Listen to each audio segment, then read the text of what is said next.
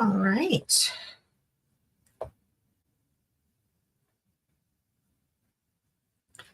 Hello there, everyone. We have a few minutes before we get things started here. Just want to give everyone a chance to get comfortable, to turn their volumes up. I know some of you are interested in other things. You know, life happens while we try to run these events, but I appreciate your time and I thank you for tuning in today. We'll start here in a few moments, just getting everything situated.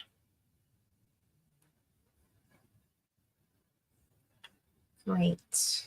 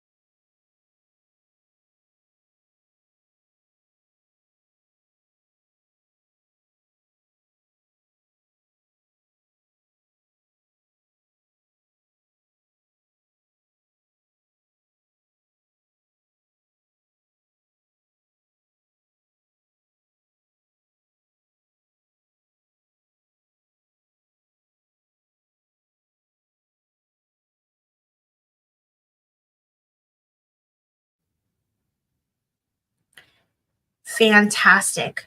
Well, hello, everyone. And just wanted to welcome you to tonight's webinar. Tonight's webinar is Avoid These Costly Mistakes, an Arizona Home Buyer webinar. You're wondering, who on earth am I? I am Natasha Tomlinson. I'm a realtor here in Arizona, licensed in 2005. And I've had the pleasure of helping many home buyers and home sellers navigate the Arizona real estate market. And today I'm sharing some crucial insights with you. So in the next 45 minutes, we'll cover 7 common mistakes that home buyers make and how to avoid them. This webinar is just an overview, really. It is for first-time home buyers. It's for folks who just haven't purchased in a while. It's for any home buyer, really, just to be aware of these crucial, costly mistakes that we see people make and how to avoid them, and maybe spark some questions about the home buying process and your own particular situation, and see how we may be of assistance to you.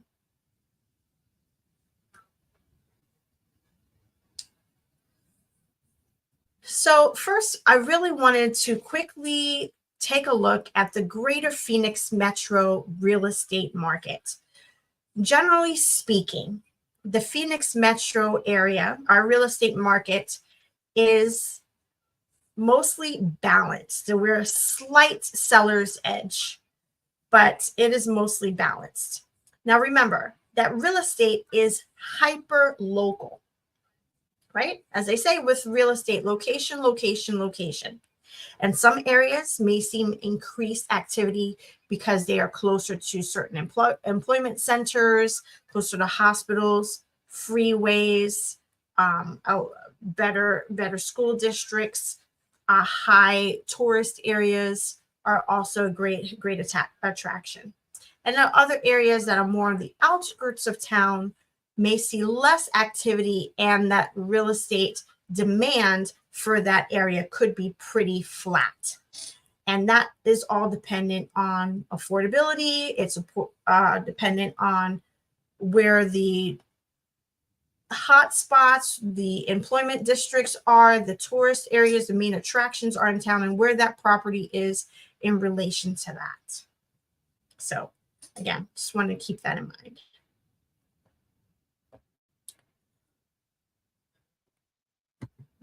Well, today, again, we're diving into one of the most critical mistakes that home buyers make when purchasing in our marketplace. And number one is, let's make sure this thing is advancing, right? Yes. Number one is don't count yourself out. This mistake is particularly heartbreaking because it stops people from even trying to achieve their dream of home ownership. Let's break down some common misconceptions and shed light on the reality of home buying qualifications. First, let's talk about credit scores. I know no one likes to talk about it, but we're going to do it anyway. Many people believe that they need a perfect credit score to buy real estate. I've had clients tell me in the past, Natasha, listen, my credit isn't perfect, so I cannot possibly qualify for a home loan. I couldn't possibly qualify for a mortgage. But here's the truth. While a higher score can certainly get you better rates, you can often qualify for a mortgage with a score as low as 580 and sometimes even lower. Now, let's address the debt myth, right? I often hear potential buyers worry about their student loans, medical debts, car payments. They assume that any debt automatically disqualifies them. And in reality, it's more about your debt to income ratio than the absolute amount of debt that you carry. Lenders typically look for a ratio of, 43% or less, but there are programs that allow for higher ratios. So don't let your student loans stop you from exploring your options. Don't let your medical debt or any other debts stop you from exploring your options. Third is about income. I can't tell you how many times I've heard people say, I don't make enough to buy a home. But here's the thing. There is no set income requirement for buying a home. It's about how your income relates to the home price and your other debts, your other responsibilities. Plus, there are programs designed specifically for low to moderate income buyers. You might be surprised at what you can afford. So, what's the reality of home buying qualifications?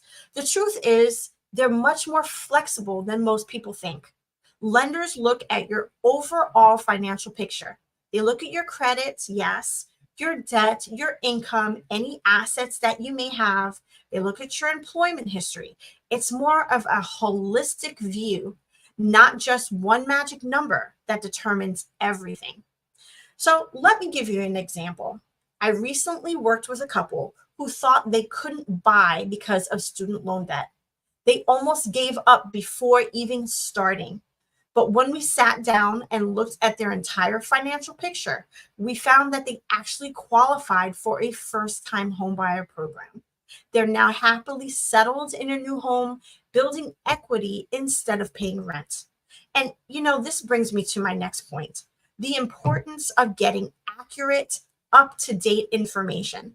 The home buying landscape is always changing with new programs and options becoming available all the time. What was true 5 years ago or even last year may not be the case today. So, all right, I think I've talked about that one. Let's move on to mistake number 2. Not taking advantage of home buyer programs. Listen, folks, this is a big one. Arizona offers several fantastic programs designed specifically to help you get into a home, and missing out on these could cost you thousands of dollars. There are down payment assistance programs that are specific to area or location. Some are dependent on your income, and others may require you to stay in the home for a few years. Some programs give 100% financing. That's right, little to no money out of pocket for you to move in. We're all right. Let's chat a little bit about mistake number 3. Mistake number 3 is getting sucked into the new home builders marketing machine, especially here in the greater Phoenix area where new construction is booming. I'm not saying that there aren't some great deals at the new home builder, because there are, but we want to make you aware of a few things. So first, let's talk a little bit about the tactics that new home builders could use to reel you into through that front door.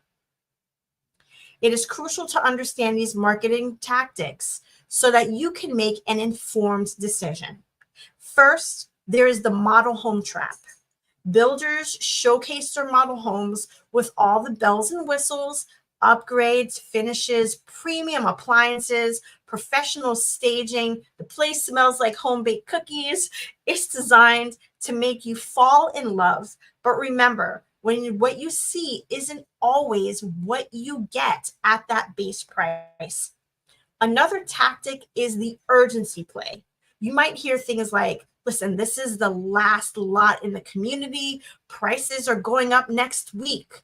While sometimes this is true, this is often a sales tactic to push you into making a quick decision.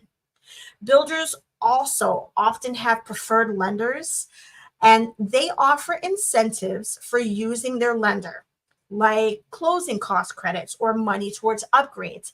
And that sounds great, but it's important to shop around and ensure that you are getting the best overall deal.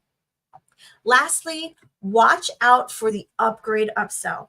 Once you're emotionally invested in a home, it's easy to justify upgrades that can quickly blow your budget.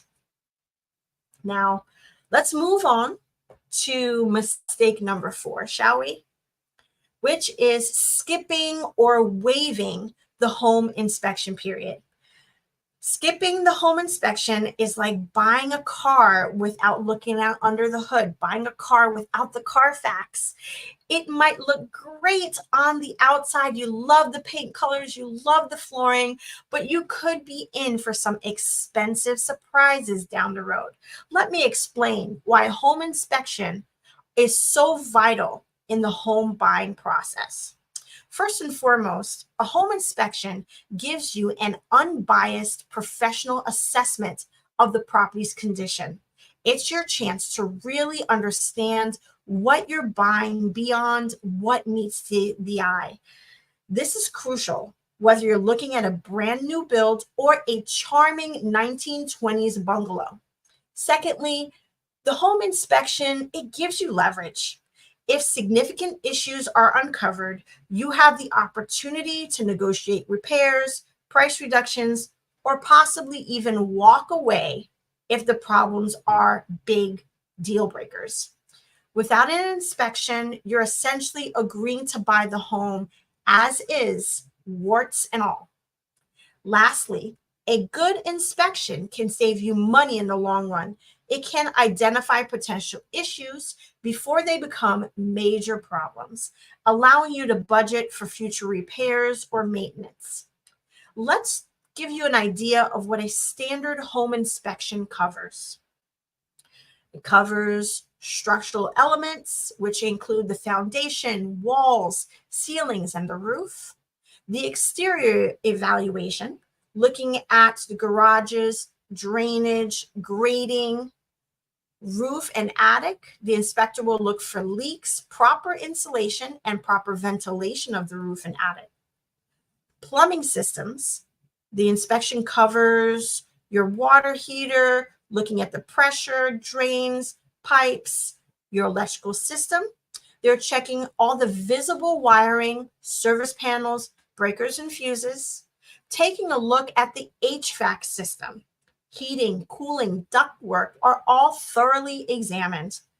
Looking at the interior walls, floors, windows, doors, and stairs, if there are stairs. Taking a look at the ventilation of the bathroom and kitchen, making sure that they're functioning properly, taking note if they're functioning properly, looking at the fireplace, if there is a fireplace, for a proper function and safety, looking at the appliances and testing for basic functionality. Remember, while comprehensive, a standard home inspection does not cover everything. Depending on the property, you may want to consider additional specialized inspections like termite inspection, wood destroying organisms, or radon testing, mold testing, chimney inspections if there is a fireplace, asbestos testing on older homes, a pool and spa inspection. Let me share a quick story with you about how an inspection saved one of my clients thousands of dollars. We were working with a lovely couple buying their first home, a charming 1960s ranch home, right?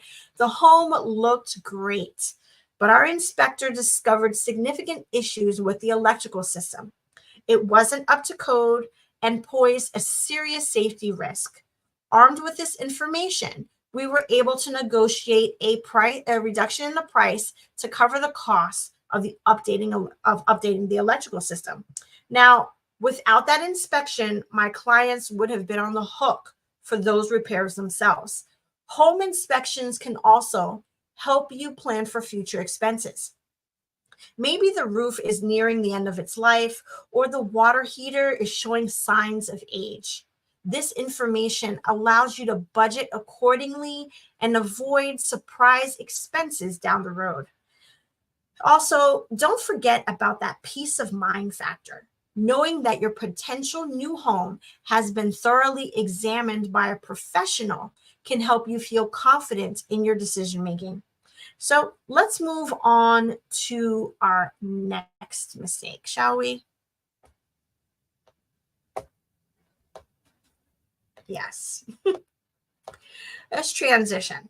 Remember, when you have your inspection period, you're not just looking at the property, you are also taking a thorough look at the neighborhood.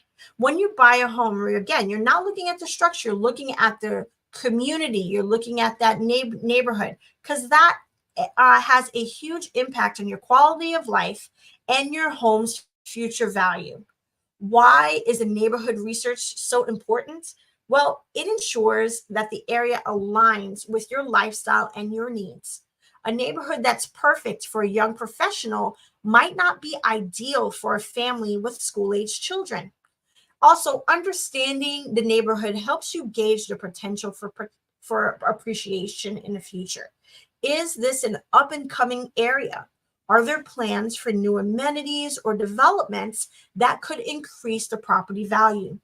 And lastly, thorough research can uncover potential issues that may not be apparent during a brief visit. Maybe that quiet street becomes a major thoroughfare during rush hour, or maybe there's a history of flooding in the area. So, what should you look for when researching a neighborhood? Here are a few key factors. Consider the schools. Even if you don't have children, school quality can significantly impact a property's value. Consider the crime rates, but remember to look at the current crime statistics in your current area and the new area, as well as trends over time, because as we know, crime is everywhere.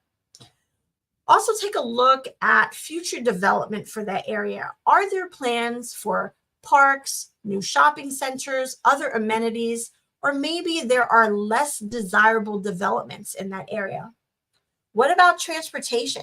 Consider your commute times, public transit options, and walkability to other amenities. Take a look at the property values, research historical trends and future projections. What about natural hazards? Is the area prone to flooding, wildfires, and other natural disasters? Take a look at the amenities and the proximity to shopping, restaurants, parks, and other facilities that matter to you. How about the noise level? Visit the neighborhood at different times of day to get a true sense of the noise levels in that area. And what is the community vibe? Does the neighborhood feel like a place where you'd fit in and feel comfortable? So, where can you find all of this information? Here are some valuable resources like local government websites. These often provide information on future development plans, public services, and zoning. School district websites for more detailed information on local schools. Take a look at sites like crimereports.com that can show you detailed crime stats. Look at the walk score and check out the walkability of an area, transit, and bike friendliness.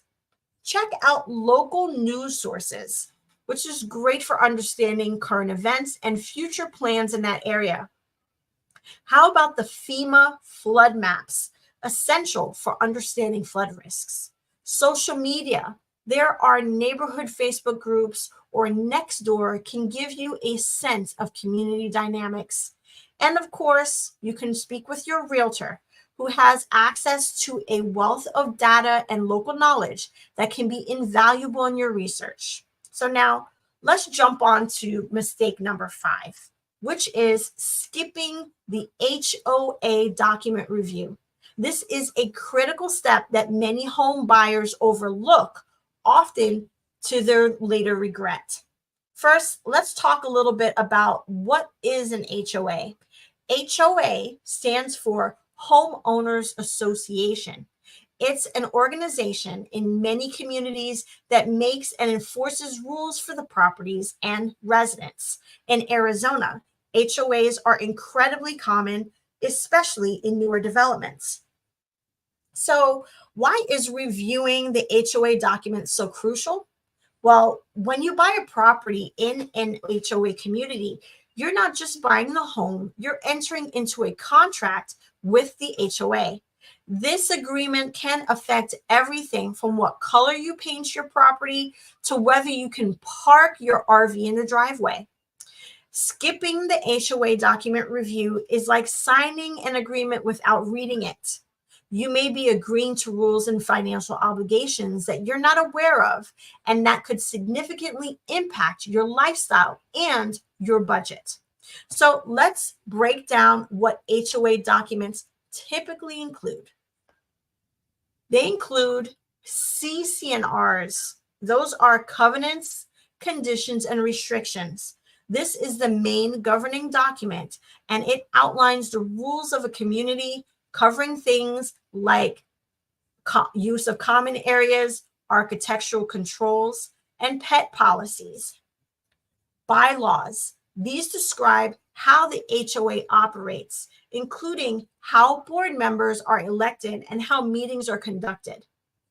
They include the Articles of Incorporation, which is a legal document that establishes the HOA as a corporate entity.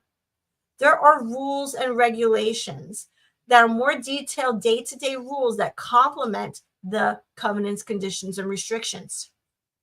They include financial documents where you'll see the current budget, a reserve study, and information about any planned special assessments.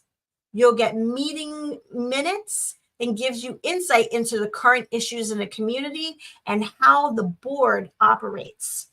Take a look at any community updates and newsletter if available for any idea about the community culture and recent developments. And when you're reviewing these documents, here are some key areas to focus on. Look at the financial health. Your lender, if you're getting a loan, will be interested in this as well. They'll want to look at the budget and the reserve fund. Is the HOA financially stable? Are there enough reserves for major repairs and replacements? What is the fee structure? What are the current fees? What do they cover? And how often have they been increased in the past? Are there any special assessments? Check if there are any planned or recent special assessments, additional fees for major projects, or unexpected expenses. Pay attention to the rules and restrictions. Do they allow rentals? And if so, what are the minimum stay for the rentals? Can someone rent by the day? Are there 30-day minimums? Are there 6-month, 12-month minimums in that community?